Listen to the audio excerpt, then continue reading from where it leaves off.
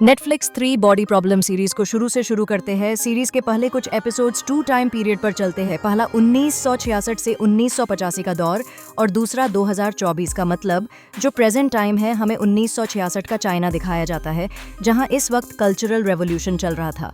अब ये cultural revolution क्या है, देखो इस टॉपिक में नहीं जाएंगे, बस इतना समझ लो कि चाइना में एक रेवोल्यूशन चल रही थी और जो इस रेवोल्यूशन की आइडियोलॉजी के खिलाफ थे उनको गद्दार माना जाता था, इसलिए उनको टॉर्चर भी किया जाता था और बहुत लोग मारे भी गए थे। इस टाइम पर चाइना में बहुत सारे यूनिवर्सिटी प्रोफेसर्स, टीचर्स और इंटेलेक्चुअल लोगों को मारा गया था, क्योंकि ये टीचर्स जो टीच करते थे वो इस क्रांति के विपरीत था।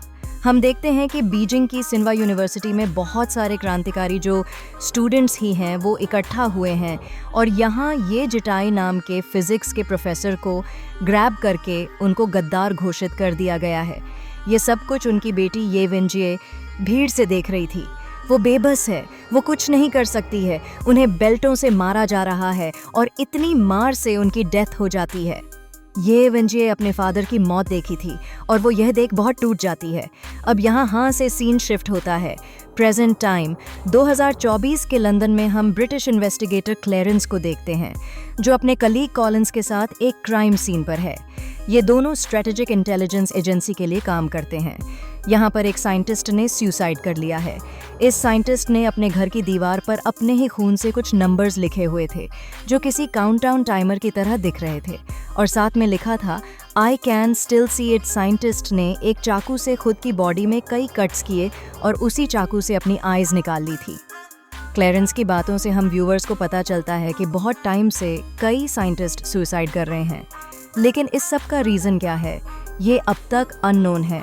अब सीन शिफ्ट होता है ऑक्सफोर्ड यूनिवर्सिटी के पार्टिकल एक्सीलरेटर पर। पार्टिकल एक्सीलरेटर वो जगह है जहां एक्सपेरिमेंट किए जाते हैं और इन एक्सपेरिमेंट के रिजल्ट से पता चलता है कि यूनिवर्स कैसे वर्क करता है।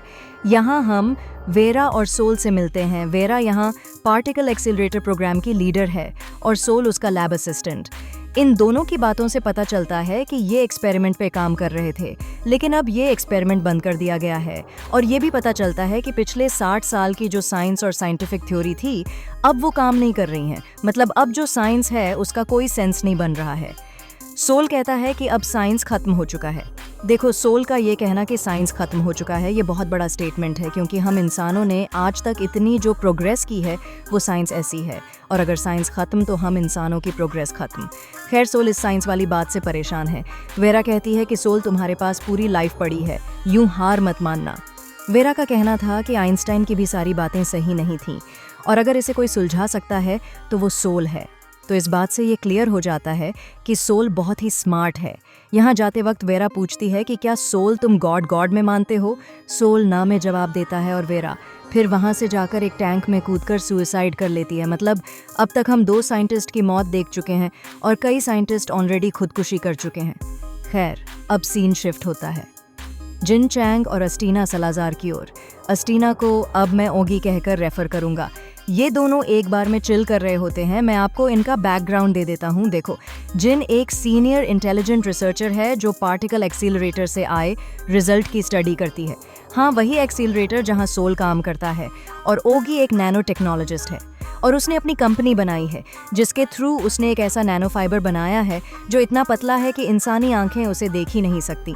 और ये नैनो फाइबर कई फील्ड्स में काम आ सकता है।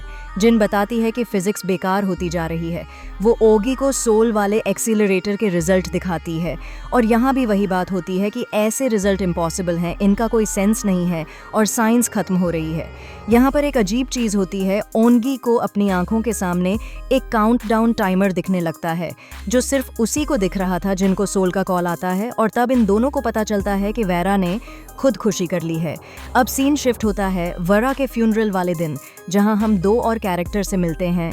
जैक रूनी जो ऑक्सफोर्ड यूनिवर्सिटी से ड्रॉप आउट है और करंट टाइम एक स्नैक्स कंपनी का ओनर है, साथ ही ये काफ़ी रिच भी हो गया है। और उसके साथ है विल डाउनिंग जो एक स्कूल में अप्लाइड फिजिक्स का टीचर है। यहाँ पर एक बात और है कि Sol, Jin, Ongi, Jack and Will, ये पांचों ऑक्सफोर्ड यूनिवर्सिटी में ऑक्सफोर्ड 5 के नाम से फेमस थे और ये सब वेरा के अंडर वर्क करते थे, जिसमें सोल वेरा का फेवरेट था। बाकी सब तो ग्रेजुएट हुए, लेकिन जैक ने ड्रॉप आउट किया क्योंकि उसको अपनी स्नैक्स की कंपनी बनानी थी। आज वो इस स्नैक कंपनी की वजह से सबसे अमीर है। वैसे तो सभी काफ़ी स्मार्ट स्टूडेंट्स थे, लेकिन इनमें से सोल्जीनी और ओगी ही साइंटिस्ट हैं, लेकिन सभी साइंस बैकग्राउंड से हैं। खैर, अब वेरा की मौत की वजह से आज ये सब काफ़ी दिनों बाद मिल रहे हैं। यहाँ हमें ये भी पता चलता है कि विल जिनसे लव करता है, लेकिन उनकी फ्रेंडशिप खराब ना हो जाए, इसलिए उसने कभी जिन से ये बात नहीं बोली। दूसरी ओर जिन अब राज नाम के नेवी ऑफिसर के साथ रिलेशनशिप में है। हम देखते हैं कि ओगी को अब भी काउंटडाउन अपनी आंखों के सामने दिख रहा है, जिससे वो बहुत परेशान है। उसने डॉक्टर से भी कंसल्ट किया, लेकिन डॉक्टर को भी नहीं पता। वीरा के फ्यूनरल में हम उसकी मदर को भी देखते हैं। यहाँ हम एक ओल्ड आदमी को भी देख पाते हैं। हमको ये भी दिखाया जाता है कि क्लेरेंस इन सब पर नज़र रख रहा है। तभी उसे वही बूढ़ा आदमी फ्यूनरल से वापस जाता हुआ दिखता है। क्लेरेंस उसका पीछा करता है, लेकिन वह आदमी एक हेलीकॉप्टर में बैठकर चला जाता है। अब फ्यूनरल के बाद ये पांचों दोस्त एक साथ बैठकर वीरा को याद कर रहे हैं, लेकिन ओगी को अब भी वो काउंटडाउन दिख रहा था, जिसको लेकर वो बहुत परेशान हो गई थी। वो बाहर स्मोक करने जाती है। वहाँ उसे एक लड़की मिलती है जो कहती है कि उसे पता है कि ओगी को काउंटडाउन टाइमर दिख रहा है, और अगर उसे ये काउंटडाउन बंद करवाना है तो उसको नैनो फाइबर बनाना स्टॉप करना होगा, साथ ही उसे अपनी कंपनी को भी बंद करना होगा। वो कहती है कि इस काउंटडाउन को 0 मत होने देना। 0 मतलब डेथ है। वो लड़की कहती है कि अगर ओगी को उसकी बात पर भरोसा नहीं है तो कल रात 12 बजे आसमान की तरफ देखना। और ये लड़की ओगी को एक टॉय देकर चली जाती है। अगले सीन में अब 1967 के इनर मंगोलिया चाइना में है। यहाँ ये वेंजे एक मिलिट्री कैंप में मजदूरी कर रही है, जो उस टाइम पर इस क्रांति की वजह से कई लोगों को करना पड़ा था। उसे कई बार कैद भी किया गया था, लेकिन ये वेंजे एक प्रोफेसर की बेटी थी और एक इंटेलिजेंट स्टूडेंट भी थी, इसलिए उसके टैलेंट को यूज़ करने के लिए उसे रेड कॉस्ट बेस भेज दिया गया। यह जगह एक तरह का मिलिट्री बेस है। यहाँ खुफिया काम किए जाते हैं। अब सीन शिफ्ट होता है। प्रेजेंट टाइम पर यहाँ क्लेरेंस अपने इन्वेस्टिगेशन बोर्ड के आगे खड़ा है। इस बोर्ड को अगर आप रोककर ध्यान से देखोगे तो कई बातें पता चलती हैं। क्लेरेंस काफ़ी लंबे समय से इस केस पर काम कर रहा है, मतलब साइंटिस्ट सुसाइड वाला केस, और जितना हमने सोचा था उससे कई ज़्यादा दुनिया भर में साइंटिस्ट ने खुदकुशी की थी। हम बोर्ड में देखते हैं कि क्लेरेंस ने ऑनेक्स फोर्ड 5 की भी कुंडली यहाँ लगा रखी है, मतलब उनके बारे में सारी इन्फॉर्मेशन थी, जैसे कौन क्या करता है, कितना कमाता है, उनकी डिग्रीज, और प्रेजेंटली ये क्या कर रहे हैं यहाँ। इस बोर्ड से एक और इम्पॉर्टेंट डिटेल मिलती है कि वरा की मदर ये वेंजिए है। खैर, यहाँ क्लेरेंस को उसके बॉस थॉमस वेड का कॉल आता है, जो साइंटिस्ट वाले केस के बारे में अपडेट्स ले रहा है। इन दोनों की बातों से पता चलता है कि वो बूढ़ा आदमी जो वेरा के फ्यूनरल में आया था, उसका नाम माइक एवंस है, जो 1984 के बाद से कहीं देखा नहीं गया है। माइक एवंस ने 42 साल पहले अपने फादर की मौत के बाद उनकी ओनियल कंपनी संभालना शुरू किया, और यह बंदा बिल्कुल गायब सा रहता है। इसके बारे में कोई न्यूज़ नहीं है, जबकि माइक एवंस बहुत ही अमीर है। क्लेरेंस बताता है कि माइक हेलीकॉप्टर में बैठकर अंटार्कटिका की तरफ जा रहा था और इतने में सैटेलाइट से गायब हो गया। वेड कहता है कि ऐसे कैसे सैटेलाइट से गायब हो सकता है। यहाँ पर एक चमकते हुए हेलमेट की बात भी होती है, जो एक साइंटिस्ट के घर के सीसीटीवी फुटेज में देखा गया था। वो साइंटिस्ट भी मर चुका है, लेकिन ये हेलमेट क्राइम सीन पर नहीं मिला था।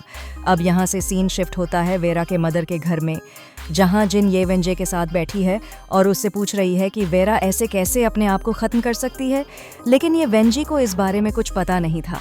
उसे बस इतना पता था कि वेरा कुछ टाइम से वीडियो गेम खेल रही थी, और वेंजे उसे वही हेलमेट दिखाती है जिस बारे में वेड और क्लेरेंस बात कर रहे थे। जिन वो हेलमेट जो वीआर हेडसेट की तरह दिख रहा था, उसे ले लेती है, और इसके अगले सीन में हमें रिवील करते हैं कि ये ओल्ड लेडी ही ये वेंजिए है। अगले सीन में हम जीन को देखते हैं, जो डिप्रेशन और एंजाइटी रिलेटेड मेडिसिन ले रही है। शायद जीन भी डिप्रेस्ड है। फिर जीन उस हेलमेट को पहनती है जो एक वीआर हेडसेट है। अभी कुछ टाइम पहले ही मिला हुआ है। ये गेम इतना रियलिस्टिक है कि जिन के तो होश ही उड़ जाते हैं, लेकिन तभी उसका पैर एक डिकम्पोज्ड हुई बॉडी पर पड़ता है जो जगने लगती है, और ये देखकर जीन डर जाती है और हेडसेट उतार लेती है। फिर सीन शिफ्ट होता है वापस 1967 में, और हमें दिखाया जाता है कि यहाँ पीई अब तक ये वेंजिए को बताया नहीं गया कि आखिर यहाँ होता क्या है। एक सीन में हम देखते हैं कि रेडियो फ्रीक्वेंसी का यूज़ कर बड़े से डिस्क को आसमान की ओर करके कोई ट्रांसमिशन किया जा रहा है। इस ट्रांसमिशन में वहाँ कई बर्ड्स मरकर गिर जाते हैं। आपको पता ही होगा कि कुछ फ्रीक्वेंसी बर्ड्स के लिए घातक हो सकती है। अब क्योंकि ये वेंजी इंटेलिजेंट है तो वह समझ जाती है कि यहाँ कोई हथियार नहीं बनाया जा रहा है। तब उसे बताया जाता है कि रेड कॉस्ट प्रोजेक्ट का गोल है दूसरी दुनिया में किसी से कांटेक्ट करना, मतलब किसी एलियन स्पीस से कांटेक्ट करना, जैसा कि हमने कोई मिल गया फिल्म में देखा था। अगले सीन में हम ओंगी और सोल को देखते हैं जिनका कॉलेज टाइम पर अफेयर था। अभी तक ओंगी ने जिनके अलावा किसी को नहीं बताया है कि उसे काउंटडाउन दिख रहा है। वो सोल को वही टॉय देती है जो उसे उस अनजान लड़की ने दिया था और कहती है कि आसमान की तरफ देखते रहना। अब ओगी सोल को इसलिए अपने साथ लाई है क्योंकि वो एक साइंटिस्ट है। सोल को वो टॉय समझ आ जाता है। ये दरअसल एक मोर्स कोड गेम है। अब रात के 12 बज जाते हैं। हम देखते हैं कि आसमान एक ही रिदम में ब्लिंक कर रहा है। ये देखकर सोल और ओगी शॉक हो जाते हैं क्योंकि ऐसा होना साइंस के हिसाब से पॉसिबल नहीं है। तभी सोल को समझ आता है कि ये ब्लिंकिंग एक मोर्स कोड है जो वो उस टॉय की हेल्प से रिकॉर्ड करता है। और तब पता चलता है कि आसमान में ये ब्लिंकिंग ओगी के काउंटडाउन वाले नंबर का मोर्स कोड है। मतलब ओगी को जो काउंटडाउन दिख रहा है वही आसमान भी कह रहा है। आसमान में ये सब पूरी दुनिया देख रही थी। ये देखकर वेड क्लेरेंस से कहता है कि ये जो भी हो रहा है यही हमारा एनिमी है। और यहीं पहला एपिसोड एंड हो जाता है। अगर आपको ये वीडियो पसंद आया है तो ज़रूर लाइक कर देना और सब्सक्राइब करना ताकि आगे की वीडियो मिस ना हो। Thanks for watching. Please subscribe.